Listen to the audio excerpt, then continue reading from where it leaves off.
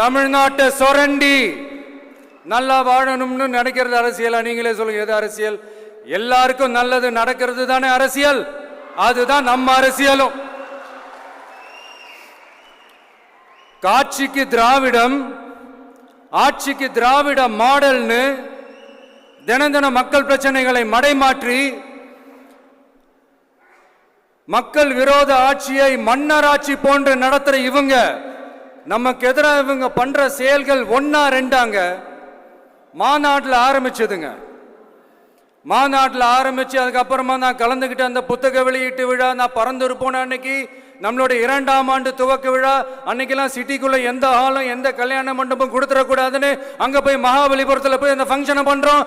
ஏன் இன்னைக்கு பொதுக்குழு வரைக்கும் எங்கெல்லாம் எப்படியெல்லாம் தடைகள்.